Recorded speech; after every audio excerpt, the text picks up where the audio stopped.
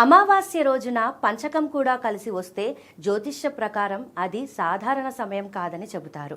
ముఖ్యంగా మంగళవారం ప్రారంభమయ్యే పంచకాన్ని అగ్ని పంచకం అంటారు. ఈ కాలంలో ఆవేశం, అజాగ్రత్త, అగ్ని సంబంధిత ప్రమాదాలు పెరిగే అవకాశం ఉందని సంప్రదాయం చెబుతుంది. సూర్యగ్రహణం అదే రోజున సంభవిస్తే శక్తి పరివర్తన మరింత ప్రభావవంతంగా ఉంటుందని విశ్వాసం. భారతదేశంలో గ్రహణం కనిపించకపోయినా ఆ రోజు మన ఆలోచనలు, మాటలు, చర్యలపై నియంత్రణ అవసరం.